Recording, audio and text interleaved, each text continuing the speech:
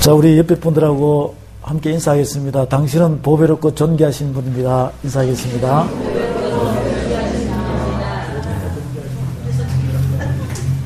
네, 그래요. 이러한 인사법은 전 세계에서 여기서만 이루어지는 것 같아요. 보배롭고 존귀하신 분입니다. 그 뜻은 아시죠? 하나님의 영광을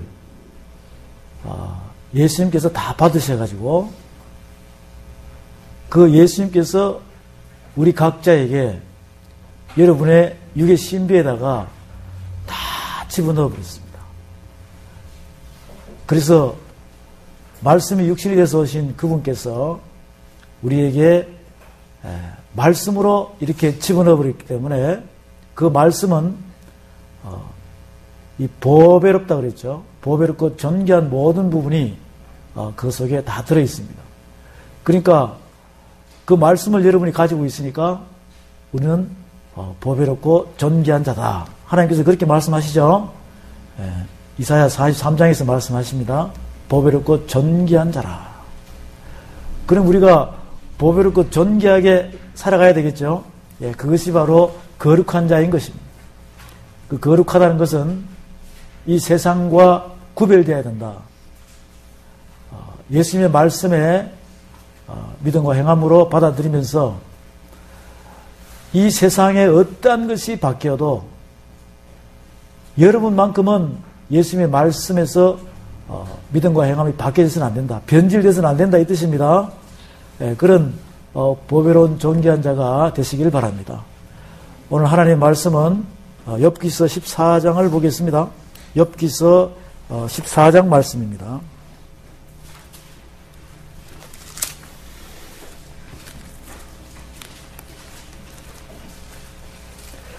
욥기서 14장 말씀을 함께 보겠습니다.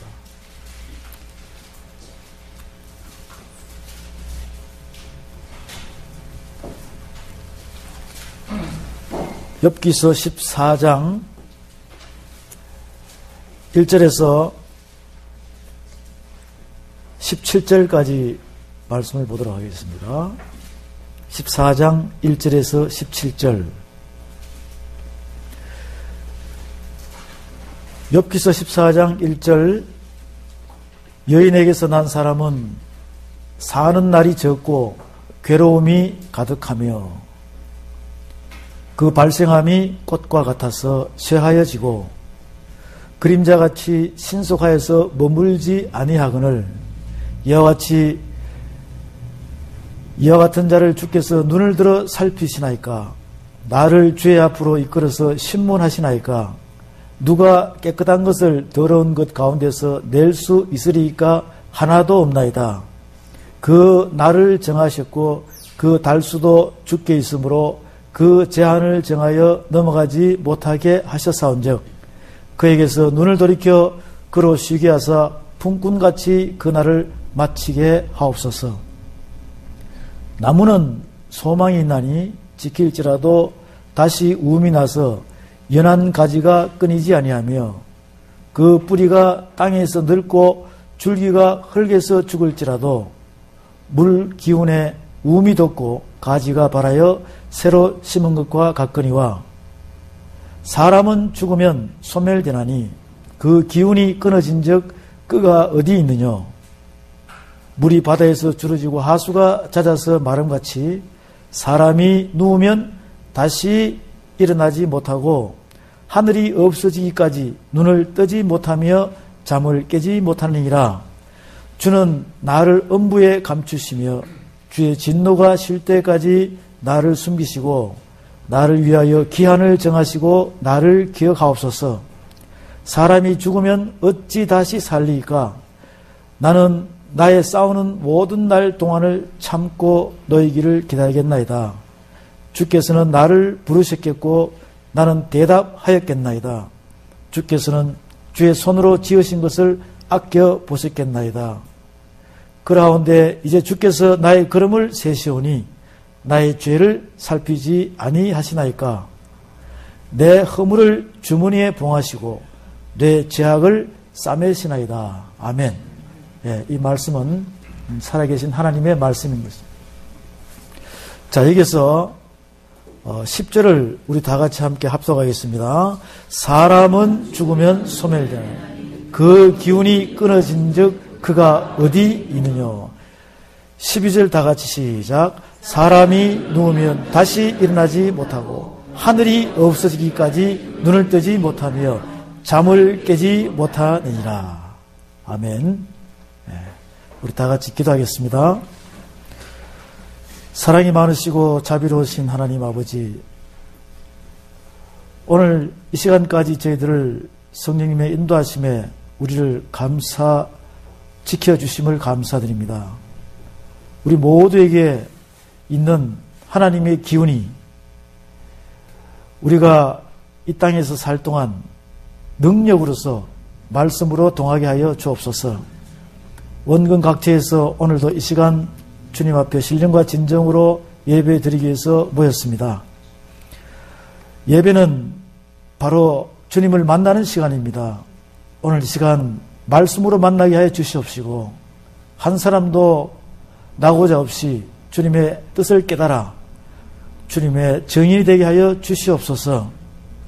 그들의 모든 한 심령을 예수 그리스도의 그 능력의 손길로 잡아 주셔서 그들이 고난받고 낭망되고 지쳐있는 그 마음을 오늘 이 시간도 능력으로 소망과 희망을 주시옵소서.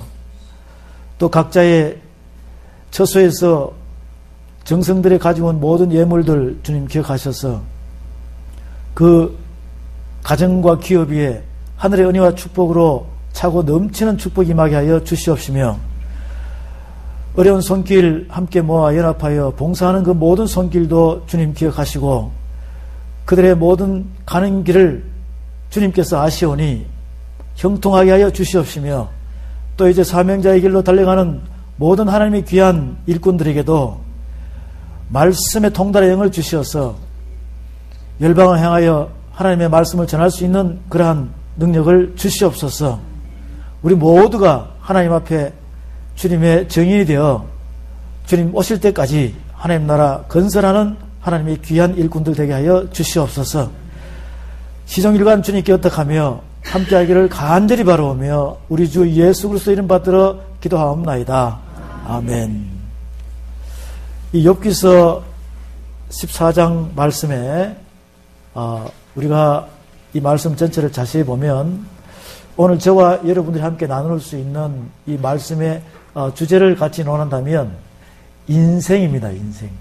인생. 주제가 굉장히 짧죠? 네, 인생. 이 인생은 바로 하나님께서 우리에게 주시는 그 시간이에요. 그 인생에 대해서 우리 모두의 우리 각자의 인생은 어떠한 것인가? 오늘 이 시간은 인생을 놓고 우리가 함께 말씀을 나누다 보면 우리 자신들의 각자의 인생에 대해서 내가 과거에 어디서 왔으며 내가 과거에 누구였으며 현재는 내가 지금 누구인가? 또 앞으로 미래에 나는 어디로 가야 되며 미래는 내가 어떠한 사람이 되어 있는지 이것을 우리는 오늘 이 시간 이 말씀을 통해서 분명히 깨달을 수 있어야 됩니다. 지금 이 시대에 많은 사람들은 과거, 현재, 미래를 잘 몰라요. 그래서 한 치 앞도 우리가 모르죠.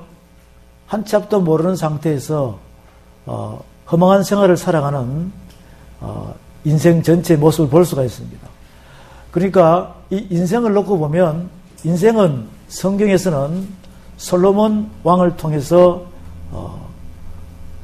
바람을 잡는 것이다. 인생은 바람을 잡는 것이라고 그랬어요. 바람은 잡힙니까? 안 잡힙니까? 안 잡혀요. 인생은 바람을 잡는 것이라고 결론을 내리고 또 온 부귀 영화를 누리면서 솔로몬 전이나 솔로몬 후나 하나님께서는 그만큼 부귀 영화를 누린 자가 없다라고 그랬습니다. 그런 솔로몬 왕을 보면서 예수님께서도 사복음서에서 백합화와 비유해서 백합화가 더럽힌 백합화가 솔로몬의 영광보다 낫다라고 말씀하셨죠. 예, 그런 것처럼 헛되고 헛되니 헛되고 헛되도다라는 솔로몬의 잠언서에서 전도서에서 바람을 잡는 것이다. 헛되고 헛되도다. 이렇게 말씀하셔요. 그러니까 제가 아무리 이 성경을 보고 이 세상에 있는 사람들을 다 쳐다보더라도 특히 여러분을 쳐다보더라도 저나 여러분이나 솔로몬보다 부귀영화를 누리지 못했잖아요. 이 세상의 모든 사람을 재벌들 등등의 유수한 유명한 재벌들도 이렇게 이름을 들먹이면서 그 사람의 자서전이나 이런 걸 보더라도 솔로몬만큼 현재 상황에서도 솔로몬만큼 부귀영화를 누린 자가 없다라는 것이에요. 만약에 있으면 저한테 한번 말씀해 보십시오. 없더라고요. 그런데 이 인생에 대해서 성경에 나오는 하나님의 말씀을 다 찾아가지고 이렇게 결말을 보니까 솔로몬보다 이 세상의 어떤 사람들보다도 바로 나 자신이, 여러분 자신이, 우리 모두가 100배, 1000배, 10,000배 숫자로도 셀 수 없을 만큼 그러한 부귀영화를 누릴 수 있는 축복권을 저와 여러분이 갖고 있다는 것을 깨달았을 때 오늘 이 예배가 끝나기 전에 여러분이 그 축복을 다 받으시기를 주님의 이름으로 축복합니다. 여러분에게 다 그 축복이 있다는 것이에요. 그러니까 얼마나 감사해요? 그런데 우리가 그러한 축복을 받기 위해서는 내 자신의 인생에 대한 부분을 깨달아가야 한다는 것이죠.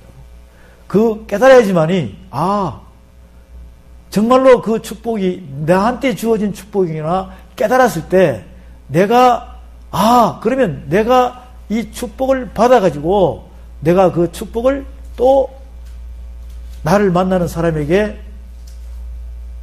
간증을 하고 그들도 축복을 받을 수 있는 축복의 통로가 될 수 있구나 라는 것을 우리는 성경을 통해서 알 수가 있습니다.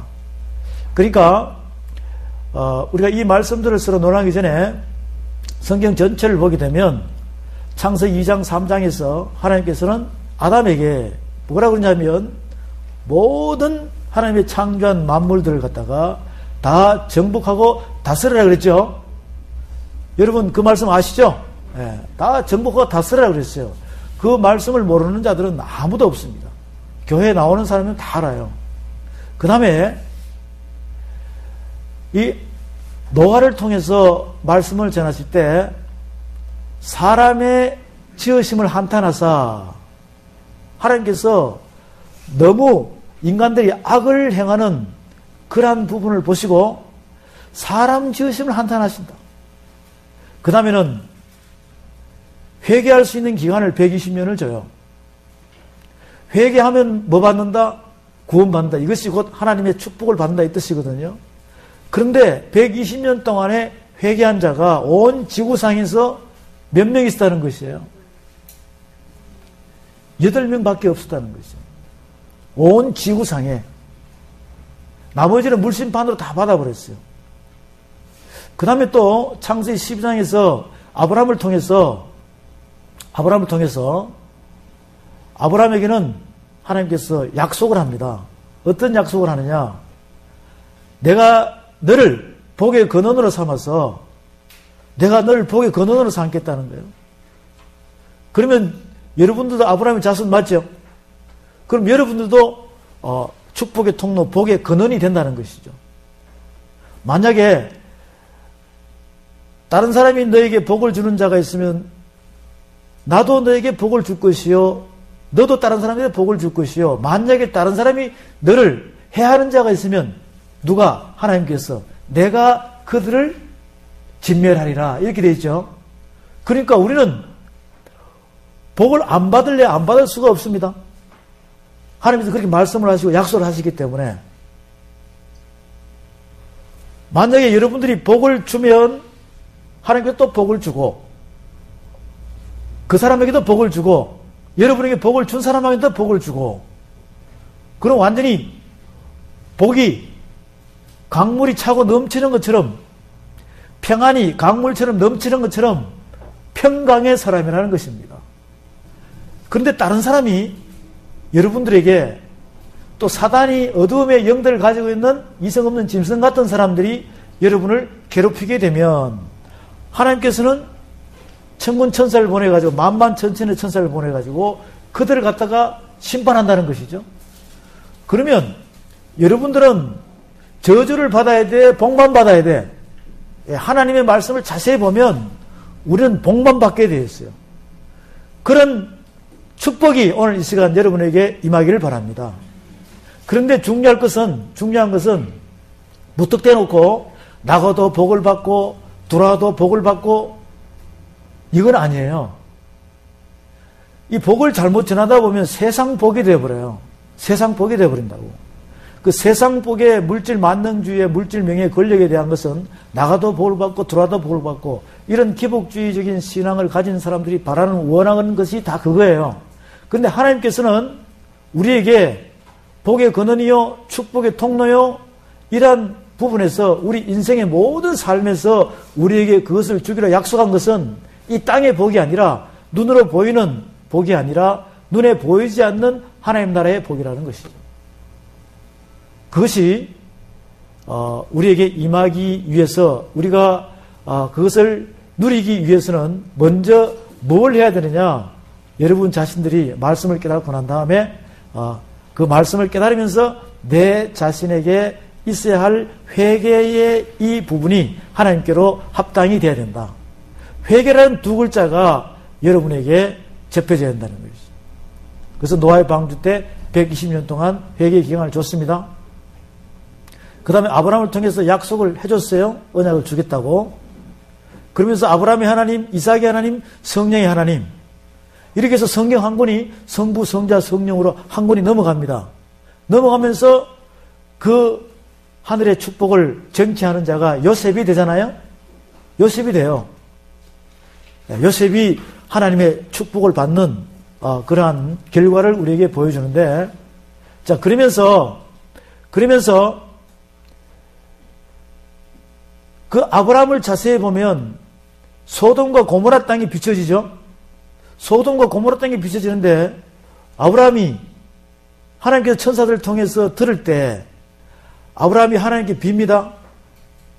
저 소돔과 고모라 땅에 죄인 아닌 의인적으로 나가는 사람을 계산해서 의인 몇 명만 있으면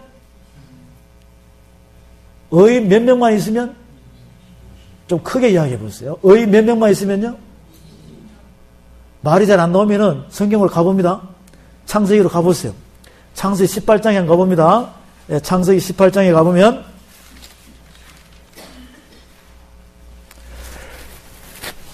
창세기 18장에서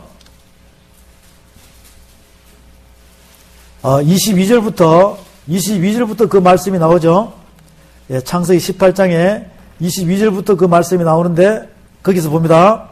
창세기 18장 22절 그 사람들이 거기서 떠나 소돔으로 향하여 가고 아브라함을 여호와 앞에 그대로 섰더니 가까이 나아가 가로되 주께서 의인을 악인과 함께 멸하시려나이까 그 중에 의인 50이 있을지라도 소돔 고모라 땅이에요. 그러면 타락된 도시잖아요. 지금 이 시대는 그때 시대보다 더합니다. 지금 우리가 사는 이 시대 AD 2013년 이 시대는 전 세계가 이때보다 더 타락된 상태라고 보시면 돼요. 왜? 성경에서 그렇게 말하고 있습니다. 그러면 소돔이라는 도시 자체가 작은 도시가 아니에요. 그런데 거기서 아브라함이 생각할 때는 아브라함이 누구를 생각한 것입니까? 자기 조카 롯 한 사람을 생각한 거예요. 롯의 아내가 있어요, 없어요? 자식이 있죠? 롯의 아내와 자식이 있다. 그러면 그 주변에 사위들도 있겠고 지경이 있잖아요. 친척이 있잖아요. 여러분도 그렇게 생각하시라니까. 여러분이 만약에 의인이라고 생각하면 여러분을 통해서 그 주변 지경에 축복을 주기 위해서는 여러분이 맡긴 자가 있다는 것이에요. 아브라함은 이야기합니다. 하나님께 말씀드려요. 의인 50명만 있으면 그 성을 멸하시려나니까 계속 물어요. 그러다가 몇 명으로 줄었습니까? 마지막에 32절에 보면 32절에 봅니다. 32절 다 같이 시작. 아브라함이 또 가로되 주는 노하지 마옵소서. 내가 이것만 더 말씀하라. 거기서 10인을 찾으시면 어찌하시나요? 가라사대 내가 10인을 인하여도 멸하지 아니하리라. 50명, 45명, 40명, 30명, 20명, 10명 이렇게 해가지고 아브라함이 하나님께 처음에는 강하게 이야기하다가 나중에는 미안하니까 몇 명까지요? 10명까지만. 결국 소돔과 고모라 땅에서는 구원받은 사람이 몇 명이에요? 몇 명입니까? 롯의 큰딸과 작은딸이 그렇게 구원을 받았어요. 이것은 노아의 방주 때 물심판과 그 다음에 소돔과 고모라 땅은 하늘에서 유황불이 비같이 내렸다고 했어요. 그럼 이것은 바로 예수님께서 소돔과 고모라 땅과 노아에 대한 물심판과 작은 불심판에 대한 현재 우리가 앞으로 주어질 우리에게 닥쳐올 불심판에 대한 예비적인 모습을 소돔과 고모라 땅을 우리에게 비춰주는 것이에요.